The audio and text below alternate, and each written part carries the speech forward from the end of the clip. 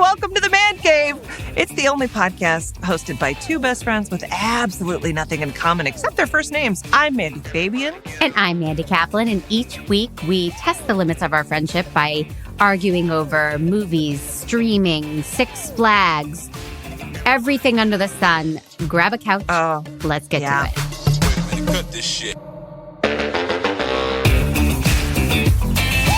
In fairness, we didn't argue over Six Flags. No, it was just it's a tense time. You ride rides. I don't. Yeah.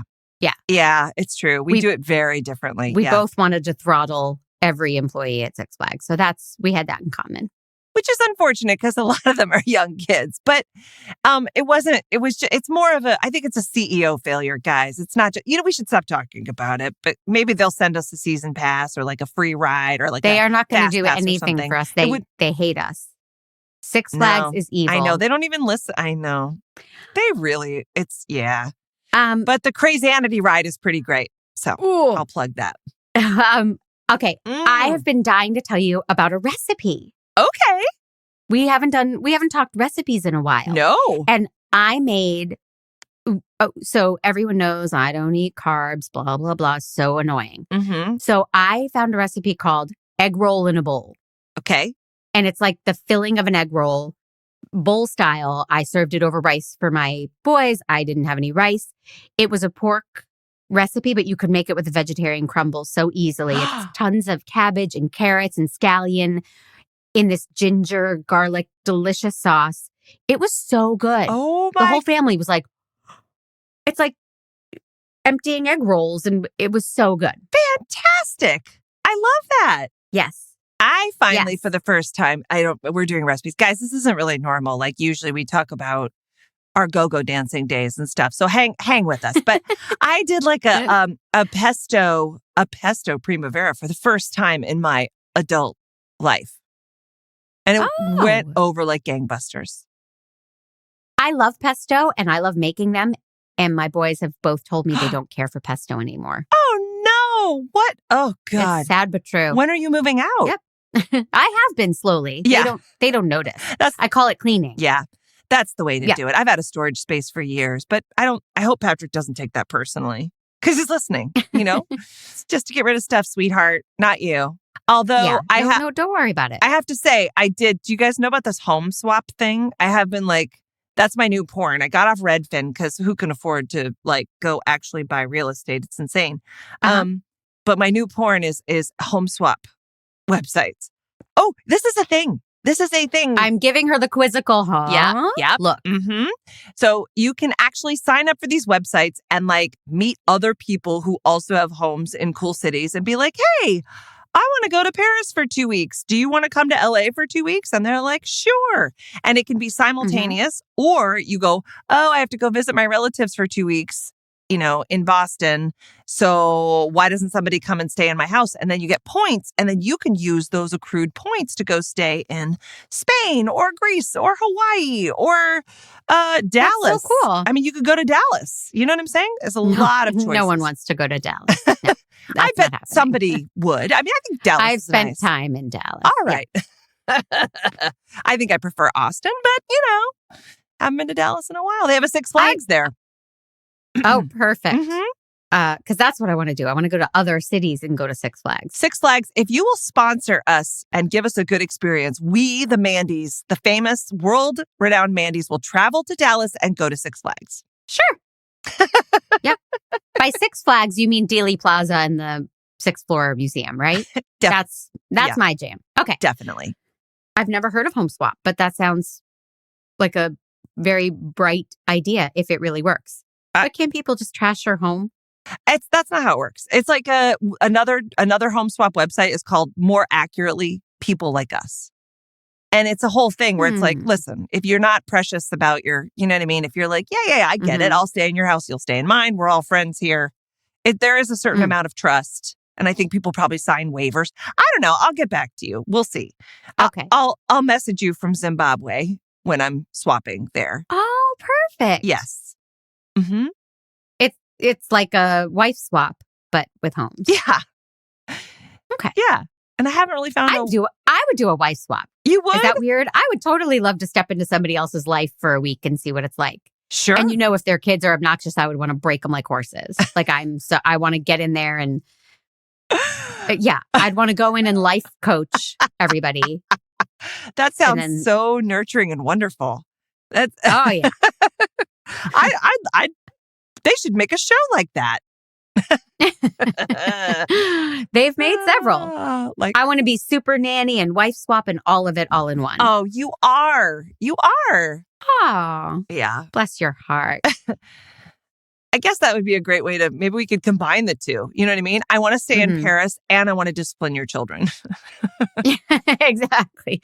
Although, according to you, French kids don't need discipline. No, they don't. It's so much better over there. It really is. Yep. If anybody's raising a baby, definitely check out that book, Bringing Up Bébé, because it will teach you everything you need to know about raising children. What? It's like you said babe twice. Bébé. I know you're speaking French, but wait, I'm sorry. It's the accents you do not like.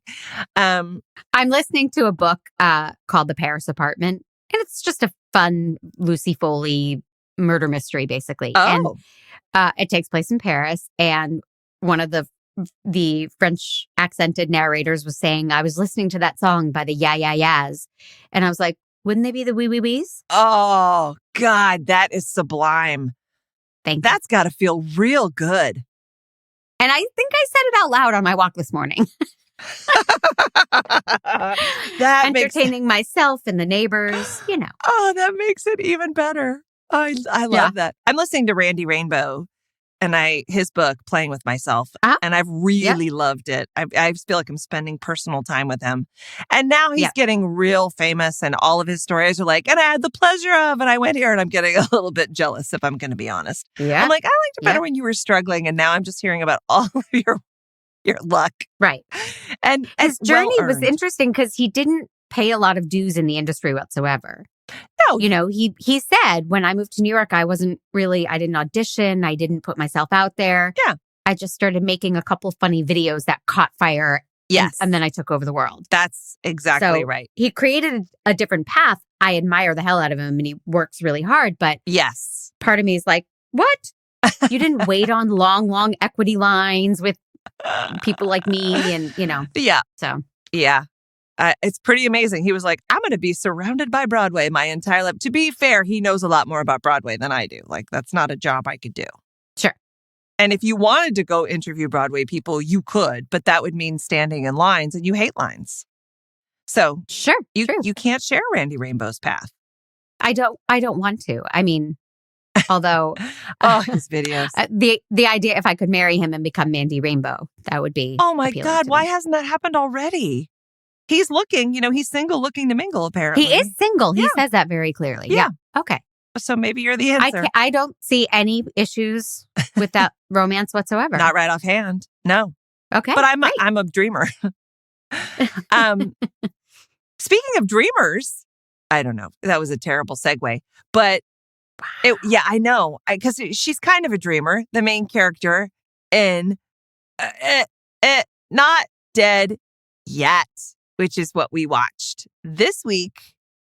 It's on Hulu and ABC, a pure, real standard, lovely, single cam ABC sitcom starring Gina Rodriguez and Hannah Simone. And you might know some of the other actors. I did not know them before this, but I super love Lauren Ash. Lauren Ash is stealing the show, and Rick Glassman playing her roommate. Yes, and Josh Banday. I love him. Okay, yeah, go ahead. Let's tell everybody what the show is about. Oh, yeah. Should we play the trailer? Before we just start. We sure should. Let's do it. Thanks, Pete.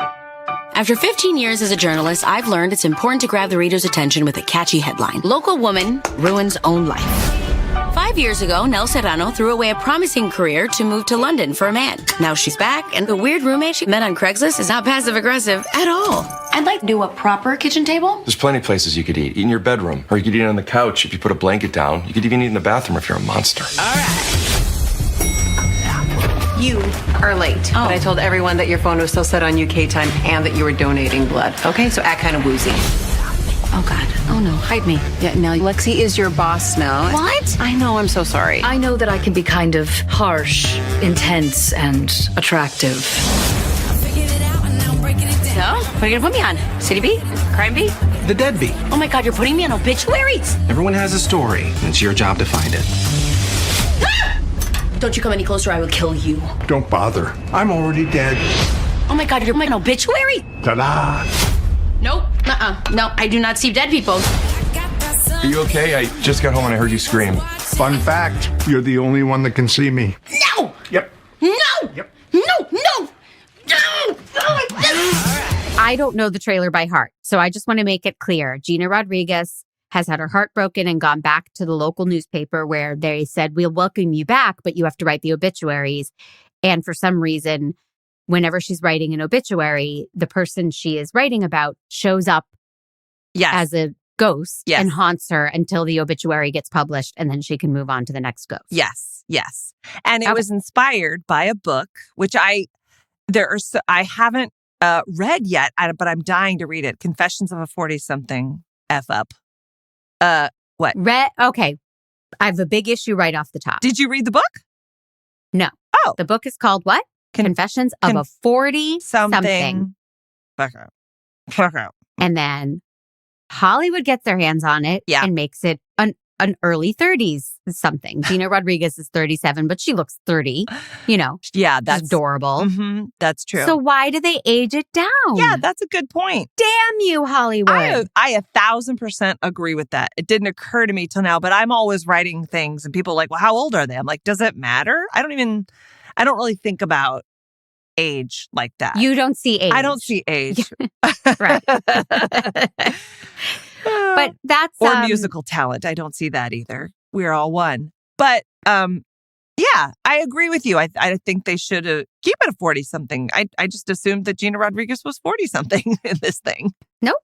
No, it does tick me off because that means everybody's aged down. Right. And I didn't read the book, so maybe there's I have no idea, but it just was.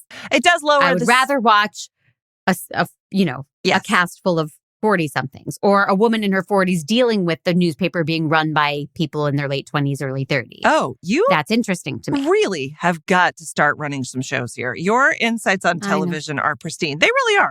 We never agree on anything, but that is exactly right. Her dealing with younger people being her boss, or her dealing at much higher stakes if she's failing in life and she's in her mid 40s and she got dumped and right. Yeah. And the roommate who I love, Rick Glassman, we'll talk about him. But wouldn't it be interesting if she were 43 years old? Yeah. Living with this young whippersnapper 29-year-old with a strong personality. That would be fascinating. You are absolutely right. I agree. But it makes it more indie because here's the thing, and this is true. I can't tell you how many times I write characters in their 40s, right? And but I'm writing them having I'm in my 30s type of problems, which is I'm single, I don't quite have my shit together, I'm struggling, whatever. But guess what? People in their 40s also have these issues.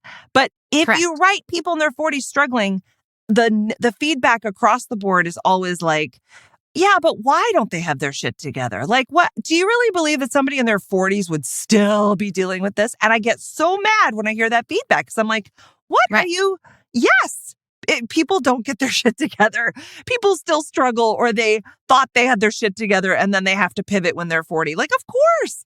But it's really interesting. They don't buy that there would be adult roommates in their 40s. They don't buy, that someone would run off after a man to London at the age of 40. It's really interesting. Right. Yeah. And wrong. There's not an opening title sequence. There's a very quick black screen and these phrases pop up that I love. And the phrases are not grown up yet, not happy yet, not married yet, not dead yet. And there's more of them. I didn't write them all down. Yeah. But that gets me, before I really knew the premise of the show, that got me there. And I was like, ooh, interesting. This is what society says about women and about people. Why aren't you this? Why aren't you this yet? Why aren't you this yet? So, yeah. Oh, no, I think they earned the title very beautifully without even knowing the premise of the show actually being about ghosts. Yeah. Lingering, it's a double meaning, man. I love it. And I didn't know that was coming. And I love ghost stuff. I don't know that about you. Oh my God. How do you not know that about me? I have like kind of a ghost in my movie. Like I love magical realism, dead people talking, all that stuff. That CBS, I love the CBS sitcom Ghosts. I just love this idea that we're constantly surrounded by people from the other side going, you know, that's what they say. Yeah. I'm working on translating. I'm not much of a medium It's yet. all dead teachers from the Peanuts cartoon is what it is. Yeah. For right now, yes. But there's some clear messages that will be coming through later in the podcast. So. Oh, great. Yeah. So I love the premise. I love the sort of the what do you say, the weight of the like, hey, we're dealing with a woman who's having a I'm not enough kind of crisis, which I love. And then I loved that she gets assigned to write the obituaries, and then she gets these little ghosts as like for a kind of here's what you're going to see every episode, because that's the big challenge of every TV writer, right? You might have a great story, but really every time you have to go, and then every episode we have blah blah blah, and that's the hardest thing for people, right? Because usually you have these emotional arcs and you go like, yeah, but she's going to get better. How can I show that in the first episode? So having this thing that like every episode you're going to have the new dead person, I think is a brilliant device. I don't know if that's in the book. I really want to read the book.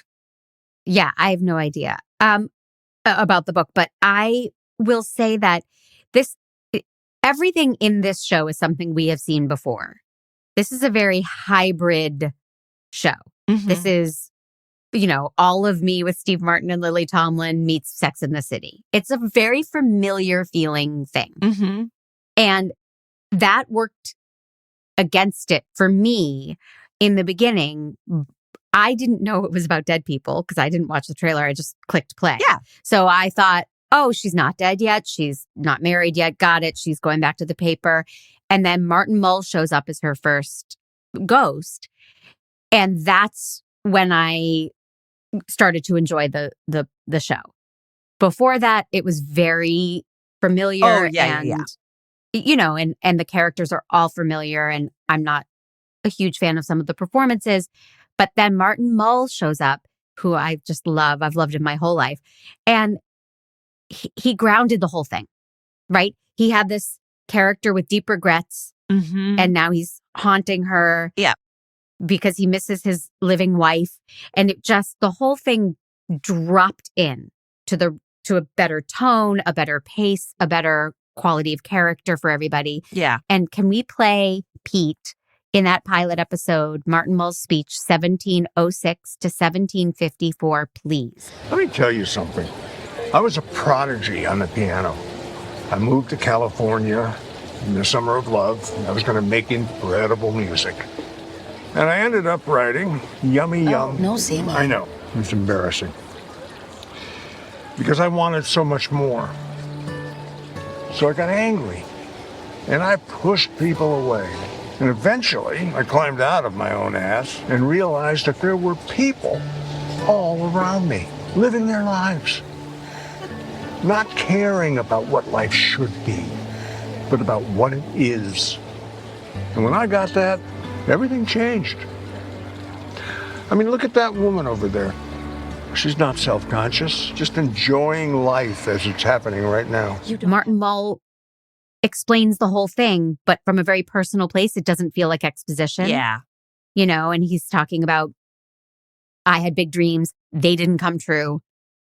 You know, but I found living in the now. He says, my dreams didn't fully get realized. I got angry and I stopped caring about what life should be and started caring about what it is. Yeah, I rewound that. I actually rewound that so I could listen to that a couple of times. Wasn't it? It was very really great. Yes. And now everybody's heard it. So yeah, it was very profound. That elevated the whole thing for me. Yeah. You know, I really liked the storyline of she was gone and then she came back and her bestie is now friends with their boss, who they sort of had collectively made fun of. And I know we've seen that a bunch of times, but like it's such a cringy kind of, oh, I get that. I understand. I think I'm capable of pettiness like that. I don't like it and I get over it immediately. But yeah, I don't have any of that in me. So no. No worries that our friends are hanging out with each other, liking each other more than us. Right. Oh, hold on. This bluebird on my shoulder needs a little seed. Let me just. Yeah. Yeah. So I really enjoyed that, and I enjoy Hannah Simone. I have loved her since New Girl. I just think she's just one of those people. I just love watching her walk and talk, and I think her performance is really good. And I think the boss is really, really good. Josh Banday. I don't know him from anything else, but he is so funny, and I love him, and I want to hang out with him. Do you know him from anything else? No, but this is where you and I completely disagree. Oh, really? Yes, I am not a New Girl fan. Oh. And I've never watched more. I've tried it, and I'm very familiar with the 3 leads. Jeremy is watching it on his lunch breaks. He'll pop an episode in from the other room, and I'm working in the kitchen, and he's in the other room. And the voices and the amped up speech and all of the cutesy millennial, aren't we so adorable? What did she call herself? Adorkable? Makes me cringe. Oh my God. I'm not a New Girl fan. So then I'm watching Not Dead Yet. This person, this brunette appears Hannah and starts Simone. talking. Yeah. And I'm like, oh God, she sounds like from New Girl. She sounds like New Girl. I can't handle this kind of Oh my God. adorkableness. That's so funny. And then I looked her up, and she is in fact from New Girl. Wow. I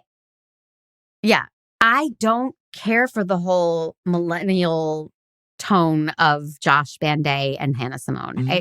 Tonally, it's not my humor. I don't care for those scenes. I don't care for those performances. Oh my God. No surprise, Lauren Ash New as Girl. the boss is hilarious. She is very funny. She's fantastic. Yeah. She's really funny. I no surprise, New Girl was like must-see TV for me.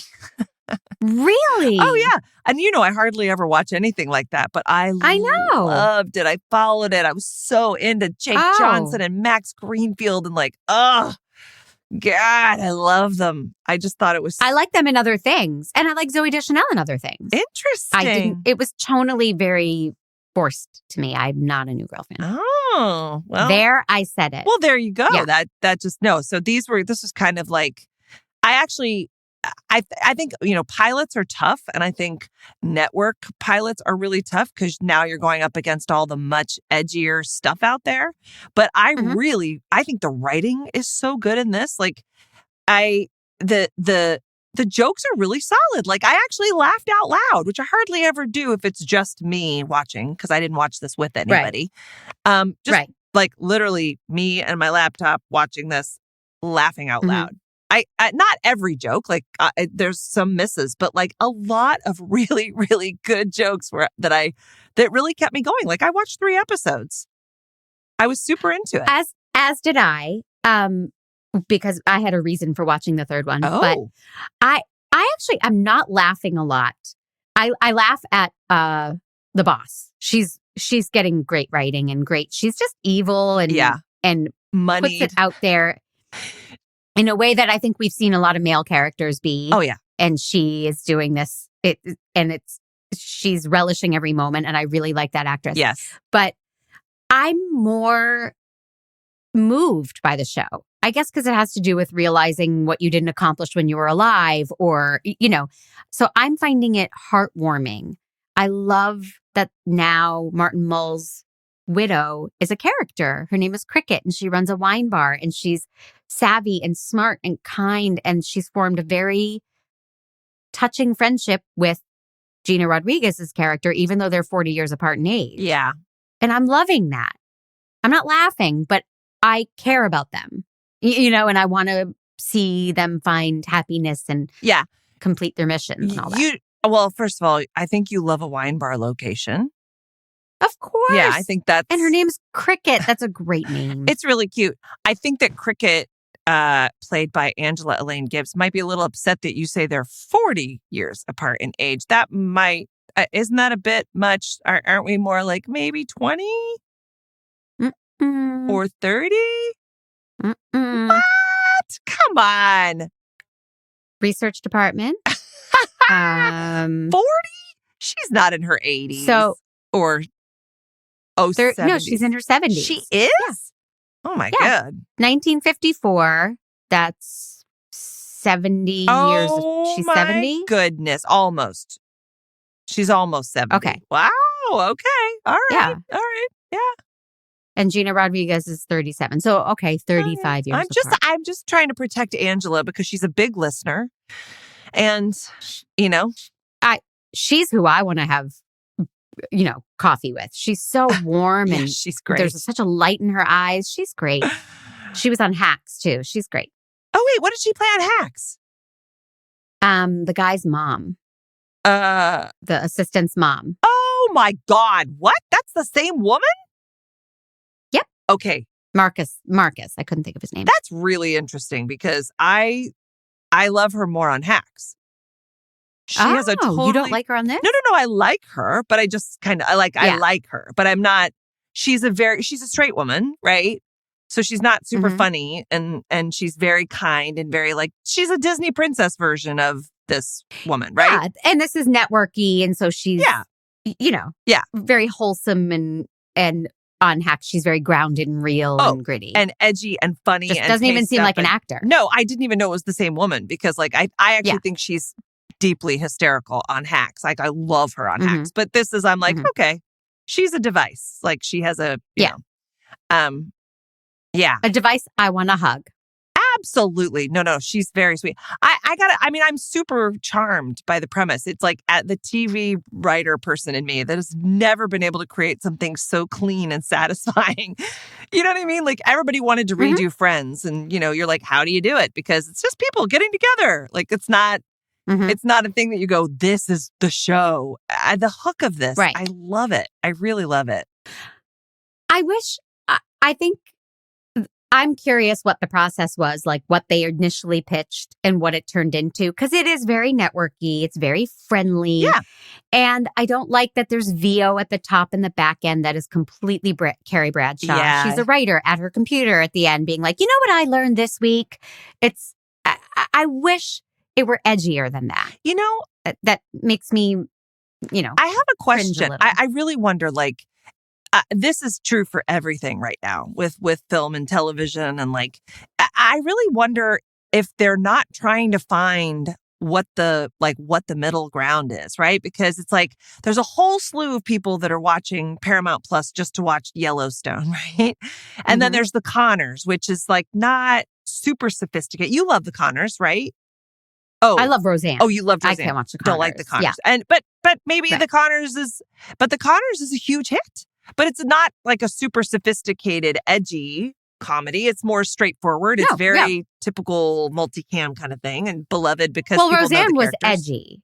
Yeah. Roseanne was very, very edgy. And I'm imagining that the jokes on the Conners are edgy. Oh. I tried to watch it. I didn't care for it. Okay. So I don't think that's really... everybody ends up happy in the end network. Right. I wonder, I disagree.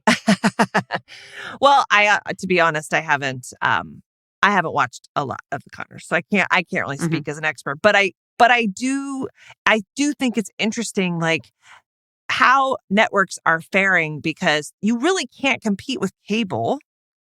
Right? Because you just can't. Right. You don't have the same tools in your toolbox. So one thing I liked about this is it does feel very networky, but I liked the jokes. I mean, really for the limitations that they have because they're a network show, I was that's just good writing. That's just punchy comedy. So I think now it's just a matter of they have to get people to care about Gina Rodriguez, refinding her life. And I love the outfits they put her in. She always has these crazy t-shirts and blazers on. And I want to get to know more about her personal life. I like that the show's not about happened. her. Yeah. I like that the show is not about her dating at all right now.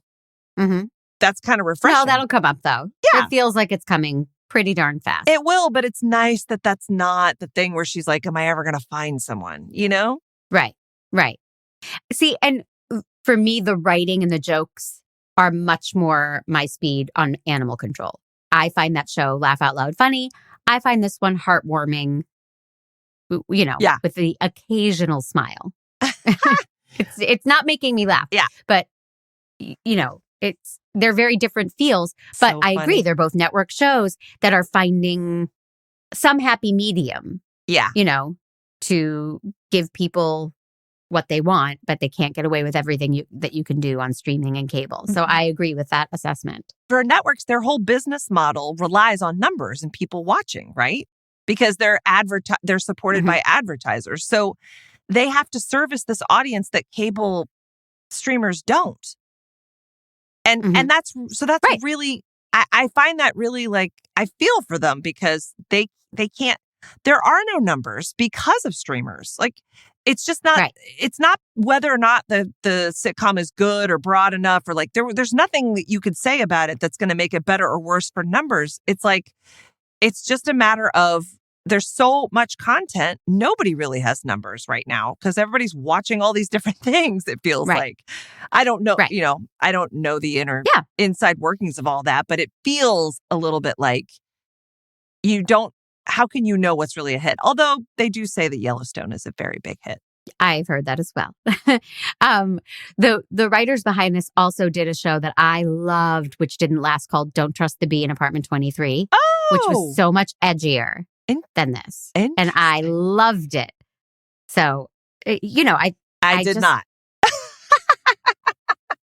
What? But you know what? I only watched the pilot. And I probably hate watched it because there was a time when, not that I ever get petty. We've already established that. But there was a time when I was just so mad that I wasn't working on a show or on a show or whatever, that I really watched everything with well.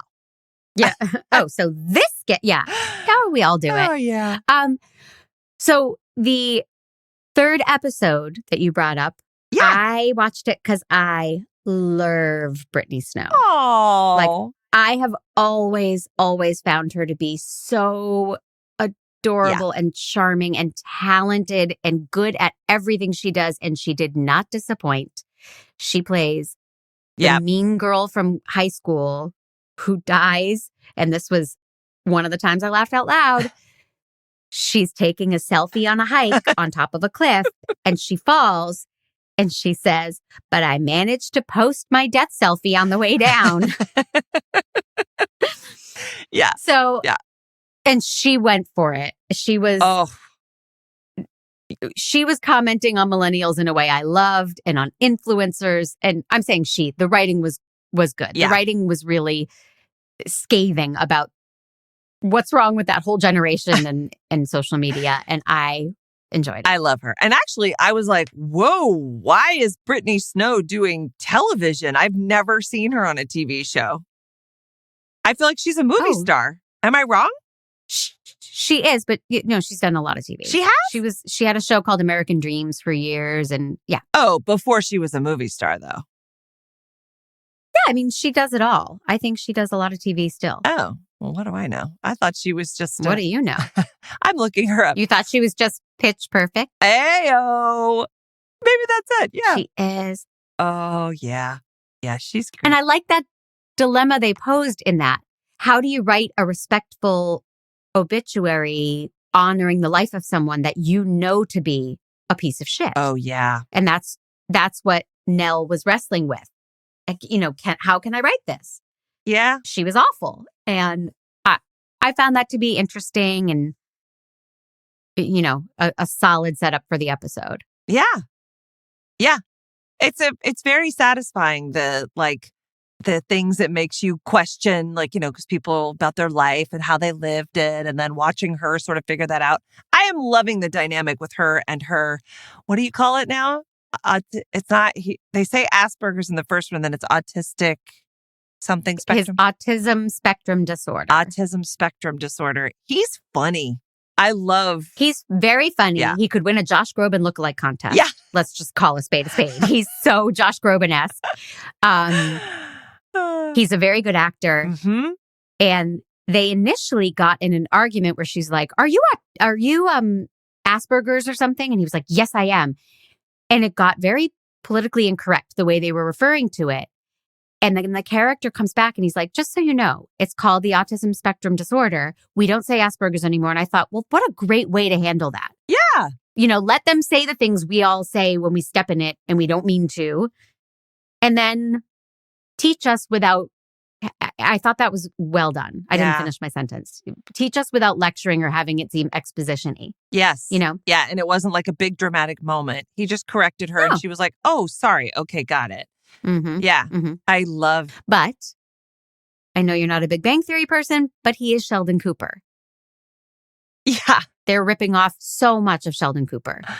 Having contracts. He's like, you agreed when you moved in, you wouldn't have a party. That's not allowed in your contract. That is exactly from Big Bang Theory. Right. Right. Well, yeah. I mean, if it ain't broke, don't fix it. That's what my mama always said.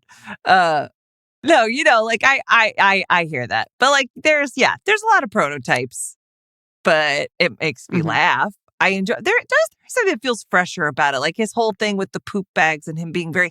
What I like about him, and I don't know if Sheldon was like this. This guy's very self-aware.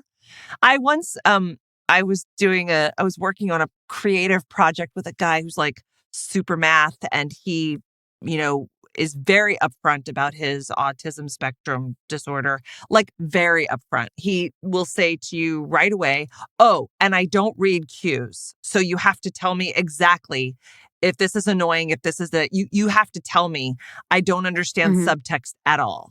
And he said this to me every single time we had a conversation. And then when I would absolutely say, yes, you need to drop this, he'd be like, you really need to tell me when I need to drop something. And I'm like, those are the words I'm using. And yes, I am telling you that right now. Like but I had never had anybody do that with me. One time I had a woman who was like, hey, I'm a lot and don't just get mad at me and then walk away. Like, talk to me about it because I know that I do this thing and I'm working on it, but I'm saying this up front so that when it happens.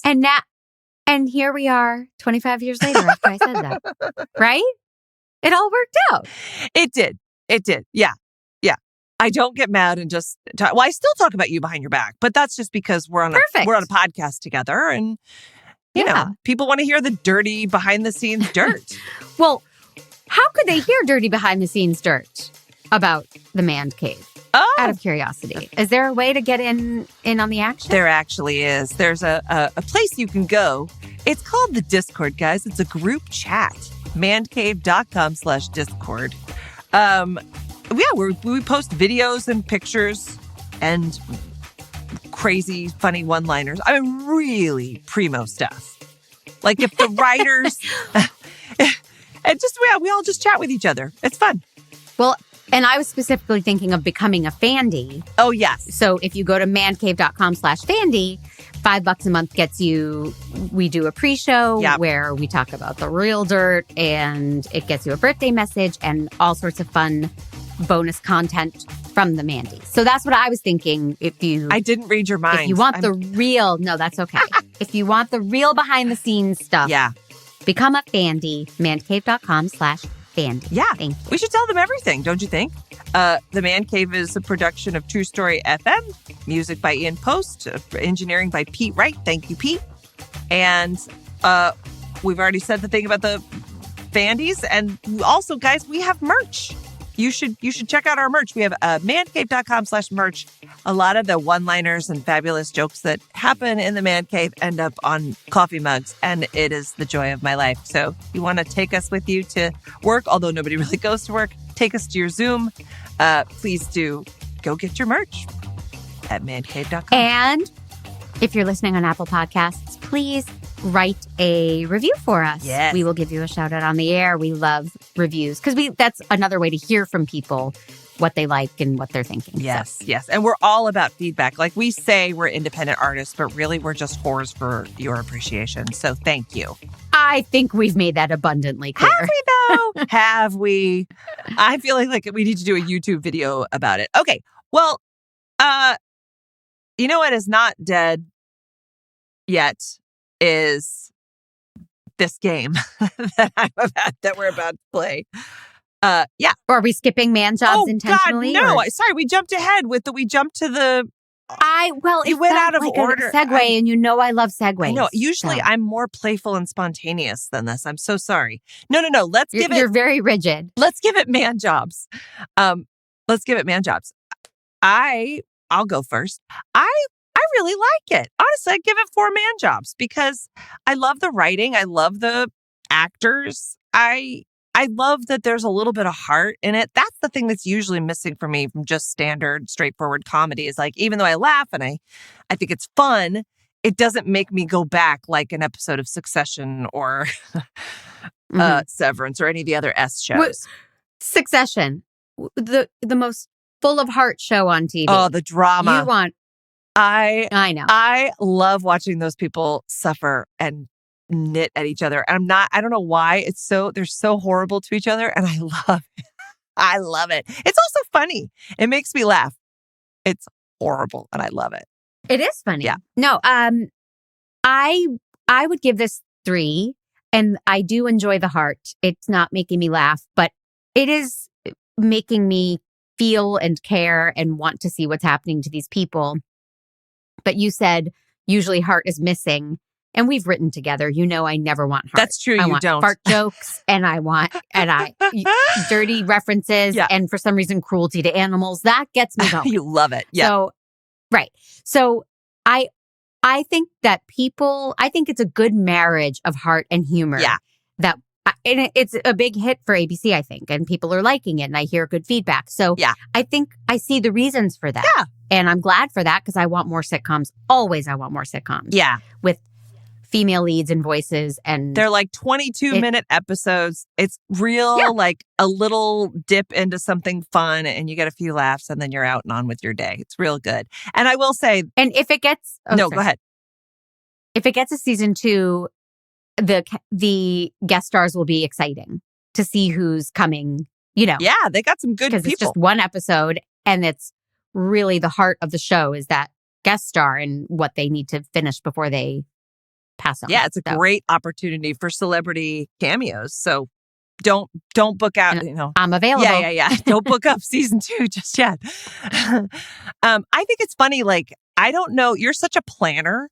I don't know how you ever decided to get into the entertainment business. This occurred to me actually this morning. I'm like, how did you decide to do this? Because you can't plan anything in the entertainment business except when we're going to do our podcast. That's what you could plan. But you know what I mean? Like, how do you live with the what's going to happen-ness of it all? I drink. Oh, yes. That's right. Yeah, that makes sense. Well, the other thing, okay, so can we get to our game? We're going to get to our game now. Yeah.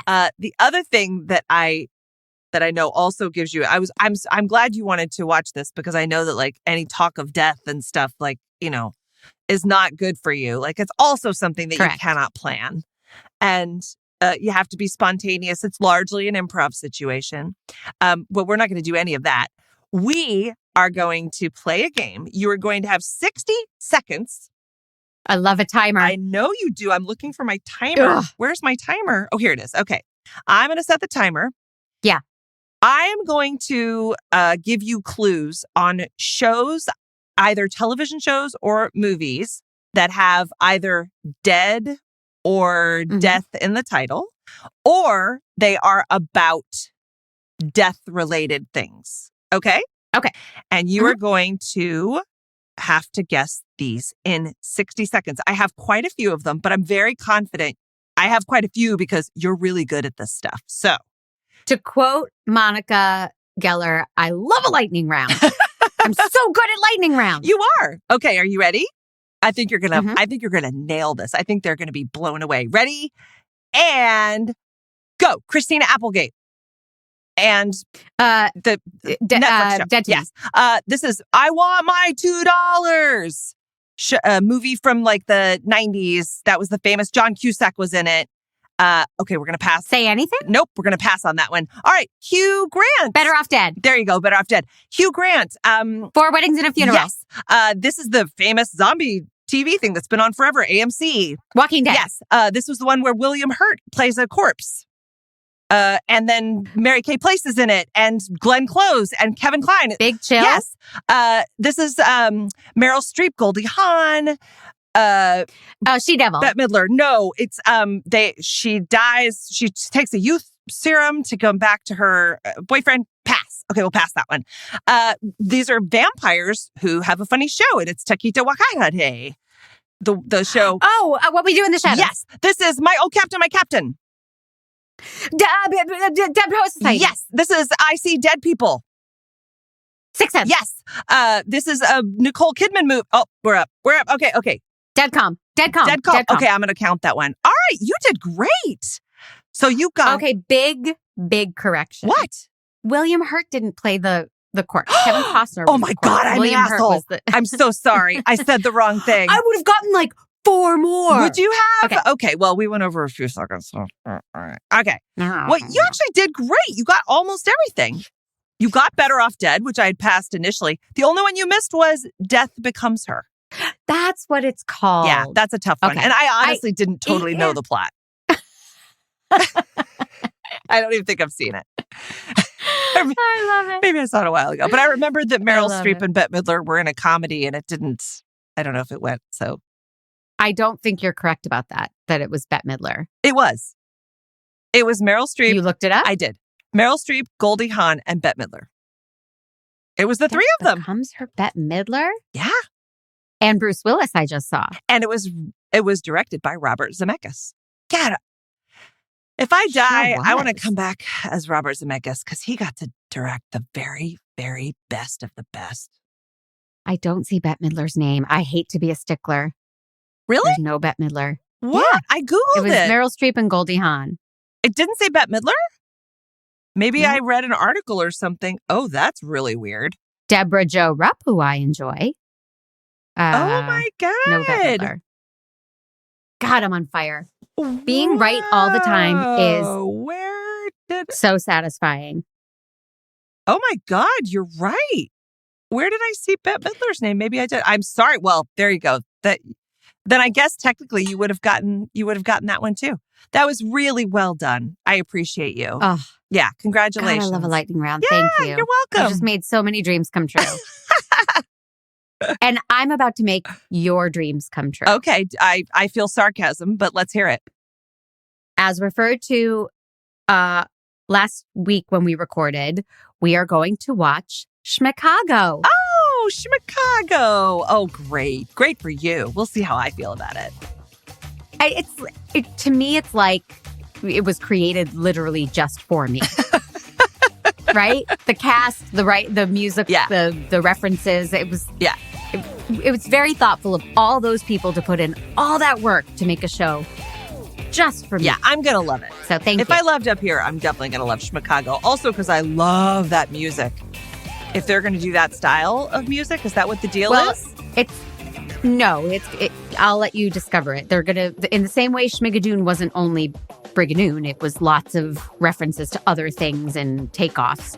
This one is lots of takeoffs of 60s, 70s musicals. Great. Okay, I have a question. Do I have to have watched the first season to understand the second one? I guess that'll be... I'm not quite sure. All right, we'll see. Okay, all right. You can ask Pete. I know Pete is watching Schmicago, so you can ask him. Okay. It's on Apple TV if anyone wants to watch and join us in the discussion. All right. I'll see you All in right. Schmicago. Okay. Love you. Love you.